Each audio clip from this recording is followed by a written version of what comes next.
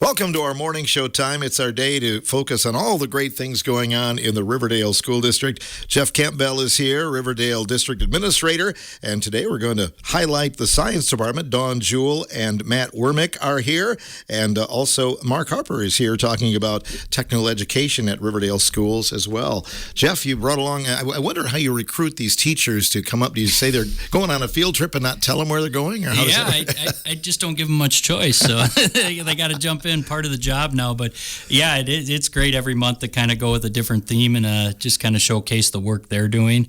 And they're the ones behind the putting in the work every single day for our district and making these great things happen. So it's nice to get them a chance sometime on here to highlight what they do, and especially this busy time of year. State forensics, what happened with that? Because I know some of it was canceled because of severe weather, wasn't it? Yeah, so we had prom that Saturday. So we ended up doing all of our entries virtually that day before. So we were able to submit those, and so they were still able to compete.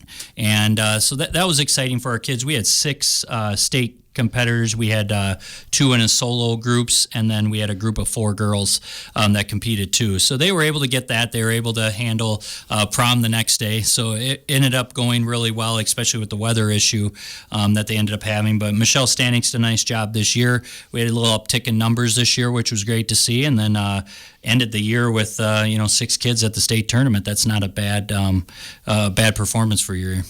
Good deal. And then everything kind of comes down to the close because you have that, band and FBLA, I believe, has something. Our FBLA was gone kind of the week before to Green Bay for a couple days. We had 6 that competed there at the state FBLA competition, which was great. We've had a couple years where we haven't had FBLA, and then we had a new teacher this year, Shay Klicko, that started our FBLA program back up again this year. So it's been it was nice. They had a nice group of kids that jumped into that business organization and kind of learned quite a bit. And then we had quite a few compete, and then 6 state qualifiers.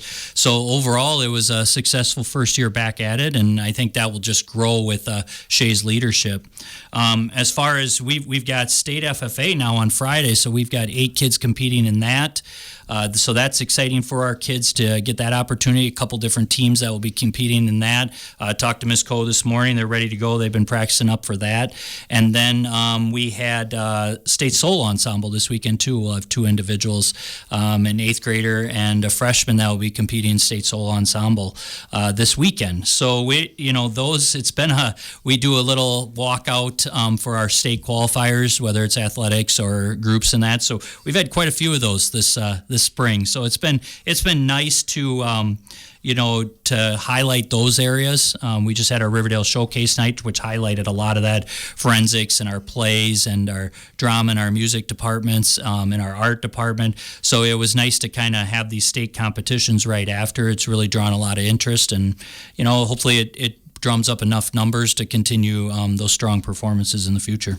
When you say walkout, do you have like an assembly? We usually do a hallway. We bring the kids into the hallway. They get a chance to walk through our entire hallway, our junior high and our high school wings, and just kind of we've started that as far as that's what we do with our state qualifiers now. Instead of necessarily having a huge assembly every time, we try to put together assemblies when we can, about once a quarter. But this way, it gives all those state qualifiers recognition in one way, and it gives the student body a chance to see that. And your goal in the end is hopefully they see that and other kids are like, I want to get involved. And it's just not this ending state competition, it's just the involvement in anything, and to keep driving those programs numbers up. When you talk about the spring and the school calendar, which is full, and a lot of these students at Riverdale are also in athletics, it's kind of a jigsaw puzzle to try and put it all together, isn't it? Yeah, it is. I think when you have a high school of 195, 200 kids, it is not easy because everybody's pulling kids in a number of different directions, because everybody wants kids to participate, and our participation rate is pretty high in our clubs and organizations and our athletics. So it's a lot of the same kids doing a lot of the same stuff. So everybody does a nice job of trying to work together and not try to pull kids and put them in a situation where they got to pick between one thing or another. They're understanding, and the biggest thing too is with spring sports and activities is kids are leaving school early a lot, and that's tough on the staff. It's tough on the kids. So it's everybody trying to work together with that stuff and making sure that we do what's best for the kids, but also give them that opportunity if they are interested in doing all of these things, and gives them a little bit of time management. They still have their homework. They still got to get things done, and it prepares them a little bit for what's coming next in their life and trying to manage those kind of aspects on their own without a structured environment in place. So our kids do a nice job with that, and I think sometimes you just got to – this is such it's an exciting time, but it's such an active time here when you get to the end of April to May that it's just like, wow, one thing after another, and there's a lot of disruptions in the schedule, but they're good disruptions. And we'll talk about a couple things today, in program we have coming up with our cleanup day that Matt will talk about. Mark will talk about our career day. Dawn's going to talk about some outdoor learning activities that she's taking kids on. All those are opportunities that kids might not normally get, and so we're providing those opportunities for these kids in a nice, safe environment for everybody. I was going to say, if you have that last hour of the day class, sometimes that's the one that takes the hit, isn't it? It is. It takes the hit, and we've looked at a couple different things and to try to alleviate that a little bit. It's like we used to have a kind of our advisory period at the end of the day, which kind of helped with that, but then we weren't seeing the same productivity in our advisory period that we do now that we've moved it to earlier in the day. So that was one positive in the spring. It was like, okay, they're not missing as much instructional time, but we found out after COVID, it's like we want the kids here, and we need to have that time where everybody's here, and kind of bond it together as a school district again. We started to see kind of the separation start to happen where kids weren't as, I would say, bonded to the school as much as what they have in the past. So we've really used that advisory time to kind of change that and to do a lot of our career planning during that time, and surveys that we do a lot of surveys and a lot of student feedback during that time. So there's a lot going on, so we needed the whole student body there. And when you did it at the end, it was more of an incentive period. It did help with when kids left early, but it also wasn't getting the whole student body together to really get some input and some planning going for them. So and some academic help. This is really good. All the teachers are available. They're able to go to different places and get some academic help too. So yeah, it's not a perfect world, but you try to make it work for the best you can for all the kids. I think it's a little bit of a stroke of genius that you brought along your science department on Earth Day. Was that an accident, or did you? That was, it was an accident. No, I had planned that out. I said I need to get these. I was looking at the year, and when I planned it out, I'm like, I have to get this department on the radio at some point to just talk about the things they're doing and the amount of work they put in. When you only have two people in a department, which a lot of our departments are, or Mark, he's pretty much a single guy, in his tech ed department, it's like they have to do a lot of different things, and they got to teach a lot of different subjects. So they do some pretty amazing stuff for us and really go above and beyond for our kids, not just in the classroom, but you'll hear some of the extracurricular stuff they do. Well, good morning. We'll bring on Dawn, first of all. Good morning to you. Good morning. Tell us a little bit about your career in education. Sure. So I'm, I guess, the newbie out of the group because this is year 7 for teaching for me. I actually got my degree in biology, and then I pursued that for over 20 years in the pharmaceutical area and biotechnology. And I think, as everybody can attest to, 20 years goes by in the blink of an eye. And I had started out as an education major, and I had switched it to biology. Like I said, I pursued that. But I don't know, somewhere along that line, I thought, hey, maybe I'll check out that education degree again. And excuse me. And I did. I went back and got my credits to get my teaching license, and Riverdale is my first landing spot, and I love it. It's a small family school, very family oriented, and feels like a big family, and I really like that. So that's kind of my career path to becoming a science teacher. Were you interested in science as a student? I mean, absolutely. That was your number one? Yep. From an early age, and I share this with my own students, that when I was their age, looking at pond water under a microscope is kind of what got me interested in science, like looking at living creatures under the microscope that we couldn't see with our naked eye. That's really how I got my interest in science. So you just never know when that spark's going to happen. Outside adventures, you got anything going on today for Earth Day? Or Well, I'm going to let Matt talk about that. Oh, okay. Good morning, Matt. How are you? Good morning. How's it going? Great. Good. Great to have you in here. Well, tell us about your past with education. Yeah, so this is my 27th year teaching, hard to say out loud. And so, yeah, this is my 10th year at Riverdale, and teach things like AP Bio, Advanced Chemistry, Human A&P, that kind of thing. I got my undergrad at UW Stevens Point, and then got my graduate degree from Mississippi State University in geology, and I've always been a science guy. Yeah, interesting. Yeah. And you do have some outdoor. You have a cleanup thing planned. Yeah, don't that's you? right. Yeah. So happy Earth Day. Earth Day was started in 1970 by Gaylord Nelson, who was a Wisconsin state senator, Wisconsin governor, and also then a federal senator also. And during that time in 1970 started, it's not just a Wisconsin thing or a national thing. It's worldwide. So kind of neat. Yeah. We're not going to actually do our cleanup today. It works better for our schedule to do that on Friday.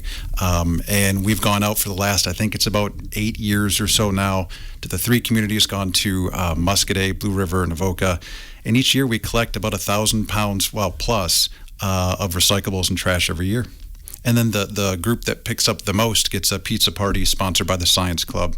And that's kind of how we've ran that for the last several years. Oh, good for you. Yeah. Tell me about Science Club at Riverdale. Yeah, so Science Club, we started it also about 8 years ago. And it really started out as kind of like this: a student had come to me and said, hey, we've got a lot of recyclables here that are just being thrown out. Can we do something about that? I said, yeah, it's been bothering me too, so let's do something about it. So we did. Started the Science Club, and we then recycle district-wide all of our, paper and plastic and aluminum, glass, that kind of thing, and take care of that at both buildings, and do that all year. And then that also kind of bled into Earth Day, and then cleaning up kind of district-wide as far as in our 3 communities. You have a lot of things around you in the Muscadet and Riverdale area that you can study. You got the Wisconsin River right there, and yeah, it's chock full of that kind of thing. I mean, from Mill Creek, this trout stream coming right in, right next to town there, the Wisconsin River. There's lots of opportunities there for sure. Do you do some field trips from time to time? We do. Matter of fact, we've got one that's a little bit further out coming up to Devil's Lake, and so look at the geology there. That's coming up early May. Interesting. Yeah. Dawn, back to you a little bit here. Outdoor Adventure Club, Yes. What is that? So this year we started a new club at the high school. It's called the Outdoor Adventure Club. And it's just to give students an opportunity to maybe visit areas in the state that they've never been to and explore recreation in those areas. Some of the places that we visited this year have been 3 state parks: Devil's Lake, Governor Dodge, and Tower Hill. And we visited a couple of county parks, Black Hawk most recently this past Sunday, and White Mountain County Park up in Sauk County. And we've also visited the Avoca State Natural Area, the prairie there. We've gone to the Spring Green Nature Preserve. So just lots of opportunities, like not within an hour of Riverdale, that many students have never been to. We went to Devil's Lake. Well, so Matt's taking one of his classes there, but the Outdoor Adventure Club went there in the fall. And we do all of our trips on the weekends, so these kids are really making a commitment to participate in this club. So we went there on a fall day up to Devil's Lake, and just a beautiful experience. We hiked to the top of the bluff. Many of the students had never been there before, so again, it's just providing them with that opportunity. Some of them have never held a fishing pole before, so and our kids are great leaders. They bring extra poles for other kids that might not have the equipment. So it's just, again, we went ice skating over the winter. Many of them had never laced up ice skates before, and so just getting a chance to try something new. Plant a seed, I guess. Yes, yep. Pun intended, but Right. getting them interested in the state parks in Wisconsin, because there are a lot of them. Yes, and I say for $28 you can visit any state park. It's such a great deal. I mean, yes, you have to commute to them, but it's just so much opportunity there.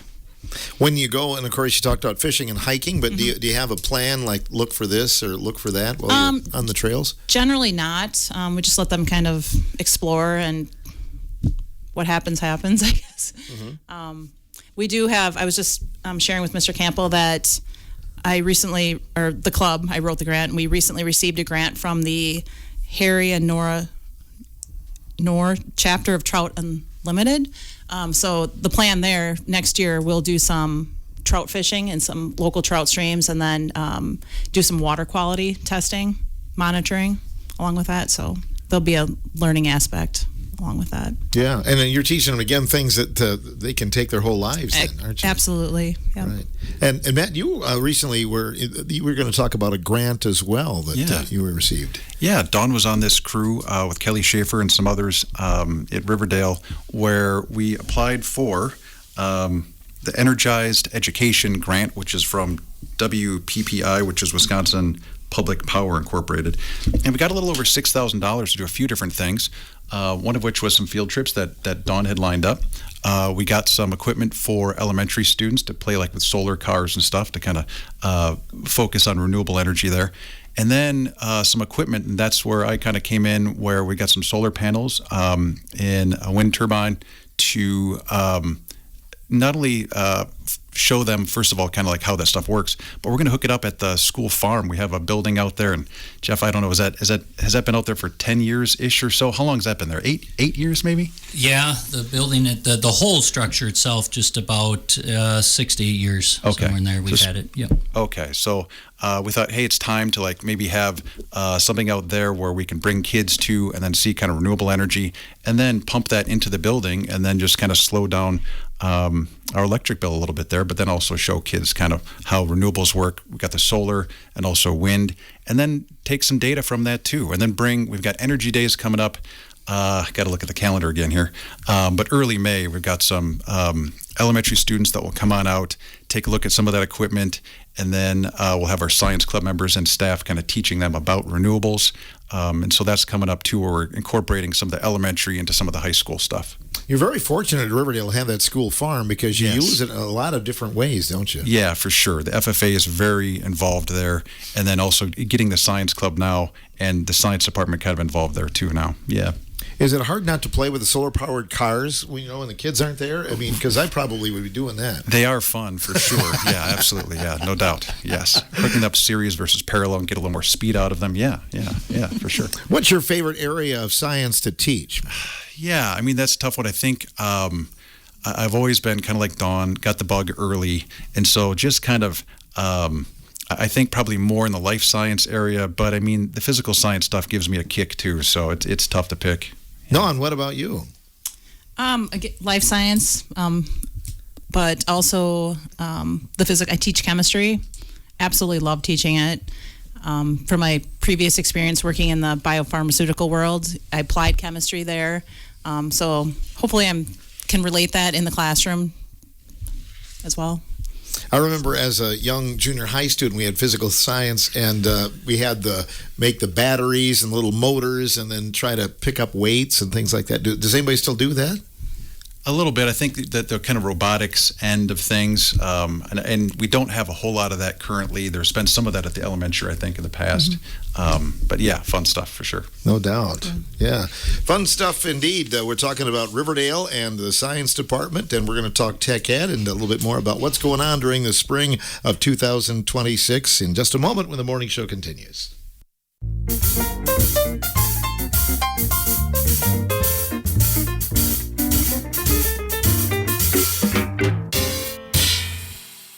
We're spotlighting Riverdale schools today, our monthly visit. In studio today with us, Dawn Jewell and Matt Wermick. And now we're going to put Mark Harper on the spot here, Riverdale Tech Ed teacher. How you doing, Mark? Doing fine today, Phil. Great to have you in the studio here. So, man, Tech Ed has just really blossomed in the last years, hasn't it?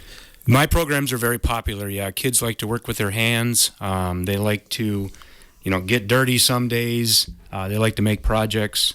I always take pride in your work, try to do the best job you can do and end up with a really nice project to take home. How long have you been in education, Mark?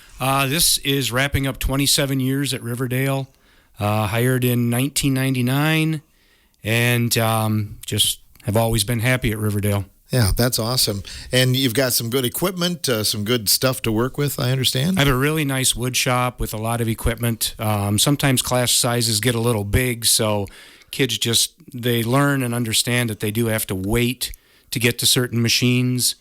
It's kind of the same in the welding shop, although my welding numbers aren't like super large, so there's usually a welder available for the kids to use. Yeah, tell me about the welding program at Riverdale. So I offer two classes. One is like the intro class. It's welding and manufacturing. And the second one is advanced welding. In the first welding class, I've learned over the years that when the students are learning a new skill, we have to start like super basic. So instead of going out and trying to run a bead right away, why we go with we're gonna learn how to strike an arc first when it comes to stick welding. And once we can successfully strike arcs, why then we can strike that arc and start to melt that filler rod and get that nice uniform puddle, which is what all good beads start with. So if you can't strike an arc and you can't lay a puddle, your beads are really going to suffer. They won't be aesthetically pleasing. They won't be strong, and they will not turn out the way you want them to. Have you seen it happen where a student surpasses the instructor in their abilities then? I have seen that just about every semester. Right now I have some beginning welders that are really producing some really nice stick welds as far as T-joints and butt joints, lap joints. I've got students right now working TIG welders that are producing some really solid-looking beads and really, really nice-looking welds. Not every student is going to follow that as a career, but some that do, that's a good paying industry, isn't it? It is, and I think you can pretty much go anywhere you want and be hired anywhere to be a welder. But even the kids that don't want to weld for a career, it's a life skill that they may not need it for 10 years or 15 years, but if they ever encounter a situation where they need to fix something or weld something and they've got access to a welder, why, there it is. It may not, it may be a little rusty, but they'll still have that ability and that knowledge to do that. It's almost imperative on the farm, to not have to take it somewhere to get it fixed all the time if you can do it yourself. Absolutely. Growing up on the farm, I remember my dad stick welding equipment that would break and so. Do you do a lot with Southwest Tech? Do you kind of work hand in hand with them for some classes? I funnel kids to the Southwest Tech program. I've had several kids over the years really take an interest in welding and go through the welding program and then, find a good paying job or find their career in welding around here. So tell me about Career Fair. You guys recently had that. Yeah, just a week ago, last Wednesday, we had our kind of our annual Career Fair. It started out a few years ago as more like a summer job type of career fair where if students were looking for work for the summer, they could, meet employers face to face and kind of figure out if that's something they wanted to do for the summer. But here, as of late, it's turned into more just a career fair where all the students, 7 through 12, have access to. This year, it was over 30 different employers, mostly local, to just touch base with them, see what they either manufacture, see what they do, talk with them, see if that's something that these students would be interested in pursuing as they get through school and graduate, see if it's something that they would want to work in or choose as a career. Do you have a few students working out in the community as a part of their education program at Riverdale? Yeah, Tanner Williamson has quite a few students out working as far as just gaining experience and working with different businesses. And here, Richland Center, Muscadet, Boscobel, all over. Do you do much with the school farm and with Tech Ed or not? I don't do a whole lot with Callie at the school farm. We did help her put some signs up a couple years ago. Always available if she needs me, though. What grades do you teach then? Do you have some junior high as well? I have 7 through 12. My junior high classes are quarter exploratory classes.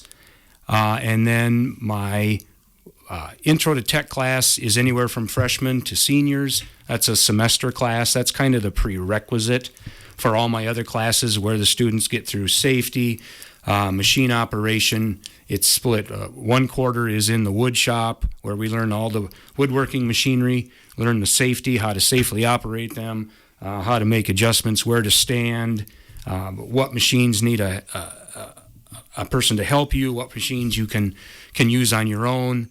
The students build a cutting board because a cutting board pretty much requires them to use all the pieces of equipment, most of the pieces of equipment that I have in the welding shop, or in the, woodworking shop. second quarter then of the semester is in the welding shop, and they learn just real basic MIG welding. They work with the plasma cutter. They do some rebar art where they take 3 feet of rebar and have to, most of them do like their name or their initials or something, cut it up, grind the ends clean, and then weld it back together.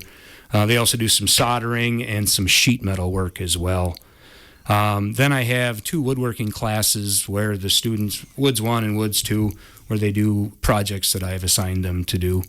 I also do a CAD and construction class as well. So I'm guessing some of that 7 to work, 12. I'm sure it wows you sometimes when you see some of the finished product, isn't it? Yeah, so a lot of students really take time and do a really nice job on the projects that I have them do. Do you have any new cool equipment in the tech ed area there? It's not super new, but a few years ago we got like a tabletop CNC router that I've been able to incorporate into my woodworking projects.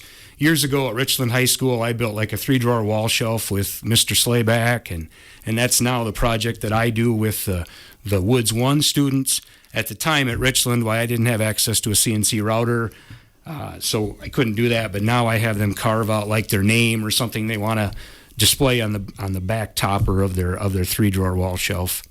The leaps and bounds that the tech ed programs have made, Mark, where can you see it in the future, like 5 to 10 years down the road? Where do you see it going? I still think there's going to be that definite need for just the hands-on skills. But I think also that CNC, that's so big right now, and 3D printing. We do have 2 3D printers that I have my CAD class use for one of their projects. So more automation, of course. Very good. Well, we appreciate coming along and telling us about it. I don't know that we've had the tech ed program on before from Riverdale, Jeff. Have we? No. Mark's our tech ed department. He's the guy. He's the guy, and just talking about the number of different classes that he has to teach and the different avenues that he goes. It's in a lot of schools you can kind of do that block scheduling, and we're not able to do that, which is tough in a class like that. So when you're only 45 minutes, you're just trying to get through some things. It's difficult, but it works for the school as a whole, and he makes it work, and just kind of has to take on a few more classes then to prepare for. Yeah, that 45 minutes. Jeff talked earlier about time management, but you really have to manage your time in that class, don't you? Yeah, it's like 10 minutes of setup, and then we work for 20 minutes, and then there's 10 minutes of cleanup, and so yeah, it is tight, but the kids get a lot done. Sure. Can you outrun most of the students yet, or not, Mark? Yeah, I think distance-wise, I can probably beat every one of them. I'd pick you. Yeah. Although Riverdale's had some good distance runners. They have, yeah, but he's training every day, so I don't know. Back to the science program just a little bit. Dawn, anything you wanted to add that I didn't ask you about Riverdale Science? Sure. Well, this time of the year, the most popular question is, are we going to go outside today? I hear that a lot from especially the junior high kids.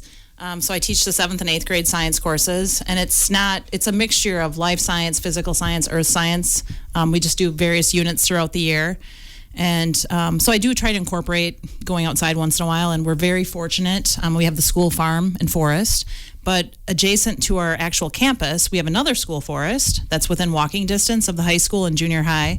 So there are some days where we will walk over to the school forest and take our lesson outside. So most recently I took the junior high students outside, and because we're learning about ecology currently, which is basically the study of organisms in their natural environment and interacting with the environment and each other.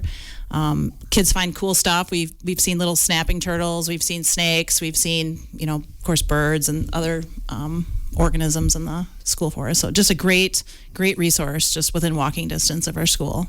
This time of year, in an early spring, you see Yes. some plants that come up that come up early in the year too. Yep. Don't So you? we definitely could take a look at when we do taxonomy, which is identifying species. School forest again is a great resource. We can take our dichotomous keys over there to identify trees. So hopefully they take things away from that, and again when they're adults, they can identify some species when they're out and about. That is a life skill as well. Yeah. My dad was really good at that, and I feel like I missed out on that. Being able to identify trees and plants and things like that. It's a skill, isn't it? Yep, it definitely is. Matt, do you teach them how to hunt morel mushrooms too, or is that part of the unit or not? Sure. While we're out and about looking for those this time of year, that's absolutely the way to go. My mom in the Madison area just found a whole bunch in her yard where there was a former tree had been, and so yeah, just like in town. So good for her. But yeah, they're out there. Yeah, they exist for sure. And then garlic mustard also this time of year, which is an invasive species, and pulling that as much as you can because you don't want that to spread too. So that's another activity while you're looking for mushrooms. Mm-hmm. Yeah. And teaching the kids that some of those things are edible too, which absolutely, yeah, for sure. Yeah, garlic mustard originally was brought over to help with not only erosion but also used as like a spice or an herb, and it really has just taken over. But yes, very edible. Yeah, that's right. You guys recently went on a ski trip as well, Matt. We did, yeah. So we're fortunate enough to get a grant from Riverdale Communities Education Foundation, and we took our students to Tyrrell Basin. We took about 50 kids, and for most of them, it was the first time they'd ever strapped on skis or a snowboard, and so that was great. I think we turned some people into lifelong skiers, which is great. Interesting. Yeah. And you go as well? I do, yeah. I've been snowboarding for, once again, kind of sad to say, but yeah, for about 40 years I've been at it on the snowboard. So yeah, pretty close to it. So yeah, I do too. So yeah, really enjoy snowboarding, and even went out to Tahoe over spring break, and so I love snowboarding. Yeah, for sure. Interesting. I think Riverdale does cross-country skiing in Fayette, don't you? Yeah, Generally do that? Yep. Yeah. They were able to get out one of the first big snows this year early on, so they actually got a lot in this year compared to other years. Mm-hmm. So, yep. Great. Lifelong skill. What about some other science happenings at Riverdale, Matt? Anything you'd like to talk about? Well, gosh, I guess headed back today to get ready to dissect a sheep heart. Get a test going in bio. They're excited to hear that. And then, preparing for that trip to Devil's Lake. So never a dull moment. Yeah. Yeah, I think I asked you about, your favorite thing to teach, but there's never a dull moment. I mean, you've got that kind of variety. You don't get bored, do you? That's right, yeah. I've had other situations where I've had to teach like the same thing multiple hours in a row. And by about the third hour, you're saying, did I tell you this already? Did I? and so, yeah, it's a different class each hour for the most part. And, keeps you on your toes, but keeps things interesting, that's for sure. Final exams, do you have those coming up at the end of the year then? We do, yeah. So semester exams at the very end in all my classes, yeah. So getting ready for those too. Great. Dawn, I'm sure it's really rejuvenating for you when you see that light bulb go on with a student, isn't it? It is, yes. And again, hopefully they're just getting exposed to new things, maybe even taking a walk in the woods, just we live in such a digital age where, and it's just really nice for them to get outside and appreciate and enjoy nature. Yeah. Discover something. Don't bump into something because you're looking at your phone, right? Exactly. Yep. Yeah. We leave the cell phones back. Yeah. Good idea. Yeah. Jeff, some other things you want to talk about? I know the spring play is going on at Riverdale. We do, yeah. We're going to have spring play. Mr. Simonson, Miss Benedict will be running that May 8th and 9th. It's a Friday night and Saturday night. A little bit different this year. They're doing some little bits and pieces of different scenes and things, and I think Chris is going to bring some groups up here to kind of preview that a little bit, and they've been working at that. We did something a little bit different, a little bit later this year in the year for the spring play to try to give those kids, like we talked about before, they're involved in so much. It was kind of, okay, here's the end of state forensics. Okay, it's a lot of those kids do the same thing, so we're trying to balance that out a little bit this year, and so the spring parade's a little bit different. Chris did a nice job with working with our district on make sure we could still get that opportunity for the kids, get both opportunities and kind of have their focus on one thing at a time, and they'll be ready to perform then in May. So that's going to be, that's exciting for us. We have right now we have we've got a day coming up next week, and we don't specifically say what it is, but we're going to run an emergency test with our school district. That was something I wanted to get out. Parents will see a letter next week that will go out about that. It's just part of our safety protocol, and we're going to do it with the kids in so they understand. They hear the announcement, they hear the alarm that we use, just so kids are up to date on that stuff. That's important, and just practicing it like our fire and tornado drills. Unfortunately, we have to do that, but safety is our number one priority, and as we practice those other things, that's all safety. This is linked into that. that now. So we'll do that with the students. Students will be well versed on what to do with their teachers. The teachers know the date and the time. When it goes off, they'll act accordingly. We're not involving any law enforcement or any training of that nature. Law enforcement's aware we're doing it, but this is an opportunity for us to kind of practice those lockdown procedures in maybe an active shooter, an intruder type situation. That's good, not only for students but the staff as well, isn't it? Definitely. I think it's something you weigh. We practice it. We practice our alarms every month without students around, just to make sure things are up to date, things are working fine, all of that stuff. But we haven't done it a whole lot with our students, and that's something we're changing a little bit. It's part of our kind of advancing our safety precautions. We talked about what it would look like for reunification this year for the first time in a long time. We're going to practice that with law enforcement and with not with the students, but with the staff on an in-service, all of our staff, bus drivers, everything, what that would look like next year during an in-service time, just so we're prepared and people have an idea. I don't think with that kind of a situation you're ever going to be 100% prepared, but at least everybody knows here's what we need to do, and then from then you just read and react. But it's the world we live in, but we want to keep all of our students and staff up to date on that and safe, and that's important that we do that. So something that will get out, and parents will hear more about that next week from me in a letter, just previewing that.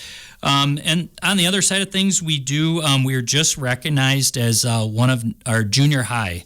So our junior high school was just recognized as one of 95 schools in the state of a school of recognition. So this is the second year in a row our junior high has done that. It's just kind of more of the Department of Public Instruction started this a couple years ago. With different obstacles that we face, we're performing above and beyond what schools with similar obstacles are doing. And, kudos to our district as a whole. I sent something out to them yesterday just letting them know about this, and to the whole district, because anytime you can recognize any part of your district, it's a win for everybody. Our elementary prepared these kids, and they'll roll on into our high school afterwards, and it just means a lot that everybody's doing their part. And it's, you don't do this job, and I know these three sitting here don't do this for recognition like that, but it's nice to recognize these people every now and again for the hard work they're doing, and let your community know that we're doing the things the right way, and we're preparing these kids well for the future. So it's nice to have that, and we get these recognitions every now and then, and we'll continue to work hard whether we do or not. And it's nice when you can. And congratulations to Mrs. Gruen and our junior high staff. And we share a lot of our staff, junior high and high school, and they're in the same building. They're interacting all day long. And then our elementary, it's like you prepared them all the way up to this point. So thanks to you too. So it's nice to have. Other than that, we've, moving forth on a project with our school farm. We were able to allow the township allowed us to annex in a part into our village, which is going to allow us to hook up to water, village water, and a development they have. So it's kind of a win-win for everybody. Our kids are getting this. We're developing more housing for our community. Our township was grateful enough to give us 3 acres off of our school farm to annex into the village, so we can do a clean hookup, and we don't have to look at a well or any of those expenses. With this development that's going to be going on this spring, hopefully brings in more families, more housing opportunities for people, and then we're going to have running water out there. We'll have a bathroom out there now. We've been using porta potties. Just another step forward with our school farm, and I think our kindergarten's heading out there today to do a project out there for an hour or two with our FFA members and our egg department. And so I think that's one thing that shows our community coming together and doing what's right for the kids. It's not easy to give up 3 acres, out of your township, but we're thankful for the township for doing that, because it's going to save us a lot of money, and for the village finding a way to be able to hook up, kind of something that's been in the works for about 4 or 5 years since this development was brought forth. But we're in the point of getting the approval through the state, and then we'll take it to the village, hopefully for approval, and we'll be able to move forward with that. And that's going to open up a lot of avenues out there for us. Just another great thing that, everybody working together for the best of the kids. Otherwise, I guess I want to give a shout out to our administrative assistants. It's Administrative Assistant Professionals Day today. We have some top-notch people that are working behind the scenes. Shout out to the people in my building, Mindy Cradwell and Leah Babel, who work with our entire district. And then Sarah Williamson and Judy Makovic at the elementary school, and then Sherry Troxel and Becky Meese at the junior high school. Behind the scenes, but as everybody knows, they're kind of the ones that make things go. The people call up and they get things done in a timely manner. And I know in my building, all of these people, I really work with all 6 of them quite a bit. They make my job a lot easier, and it lets the daily flow. If somebody ever came in and just kind of sat in that district office or any of the offices and watched what they do on a daily basis, we're very fortunate for the things that they put forth for our staff and make life a lot easier for them. So a lot of neat things going on within our district. One project we're going to have coming up is we're having some issues with one of our maintenance sheds. So this is something that we kind of planned for in our 10-year maintenance plan, is we are going to put up a new maintenance shed in the district. We're going to remove the old one that's kind of having some leaking issues and some other issues with storage in there, and we're going to remove that one. It's kind of a two-pronged approach, because once we're able to remove that shed, we're able to finish our security fencing around our junior high school, which we haven't been able to do yet. So that project we took out for bid. At least the landscaping portion of it and the cement portion is going to happen this year before July 1st, and then we're going to send out for bid the building portion coming up. We threw around the idea of having Mark's group, do that. Would they be able to? They probably would, but it's once again goes to scheduling and all the things he's doing. It's like 45 minutes to get out there and try to put this up in a timely manner when we need the space, and to try to get that up, we need somebody that's going to devote 8 hours a day for a couple weeks to get this up and get this rolling, so that we can remove some storage from other places, get it where it needs to be, and now that's going to open up some rooms for some other opportunities that we have in our district. So that's been sorely needed for a while. So we got that opportunity to do that, and we're going to take advantage of that. So you'll see that off the practice football field. You'll see a little bit more activity probably here as we get later into the spring and into the summer and into the fall. So just an exciting time. I think, those kind of things are the behind the scene things too that you have to take care of, because it puts a lot of wheels in motion, opens up some other opportunities we'll have once we can get things removed from our schools in a storage space that's a little bit bigger than what we've had before. Oh, an exciting report today, Jeff. Congratulations again on your junior high being recognized. Yeah. That's really something, and you do it with the aid of people like you've got right here in the room, don't you? Yeah, it's every month we're talking about the people we bring in and the things they do, and we couldn't do it without them. And I think one thing that all 3 of them conveyed today, and a lot of them have, is just the number of hats they wear, and the number of classes they're willing to teach and the things they're willing to do. And we have that district-wide, which allows us, when people are willing to do that much, it allows us not to have to hire another person to cover this, because people are willing to take on extra stuff. So it really is a teamwork environment that we continue to create at Riverdale, and it kind of showed today with these 3 how much time they put into our kids. Mm-hmm. Well, I'm always impressed by the people you bring, and also their longevity. That they've been around doing it. We are fortunate. I tell them when they sign a 1 year, they're really signing a 5-year contract. So we're 20 or whatever. We just gotta keep them. That is one thing we're able to retain our staff, which is nice. We retained Dawn, coming off the public sector, and then, or the private sector, and then working into the public sector here. It was like COVID was, I think, the first year 1 of teaching. Yeah, year 1. Yes. So we're shut down, and then it's like, we're going through all this stuff. I told her, I just reminded her, I said, it's not like this all the time. It's going to get better. It'll be all right. And she hung through it. So it's nice when you get the, kind of the second occupation too. We've got a couple people that have ventured in some other stuff first and have came to teaching, and it's like, it's nice to see them, the give back feeling of it. And we're very fortunate to have that and can bring that real world experience to our kids. So yeah, a lot of great things happening. Next time you come in, you'll be talking about commencement. When's that? When the last day of school? We will. Yeah, we're moving to a Friday night this year. Oh. So yeah, I think around the 22nd, 23rd, whatever that Friday night is, 7 o'clock. We're going to try it for the next 2 years to kind of spread out some in the area. And we'll have our open to get our valedictorian and salutatorian in, and have them kind of talk about their experience. I think I've got something with possibly, we'll have our AD, Kurt Thompson, in here to talk about the wrapping up of the sports seasons, and trying to get Jason Troxel to come in a little bit about music, too. So we always like to get him in at the end of the year to kind of give a summary of the music department for the year. That'll be good. Thanks for coming in today. You bet. Appreciate it, Phil, as always. You bet. Jeff Campbell joining us, Riverdale Administrator, along with Tech Ed teacher Mark Harper, and from the Science Department, Dawn Jewell and Matt Wormick here on today's morning show.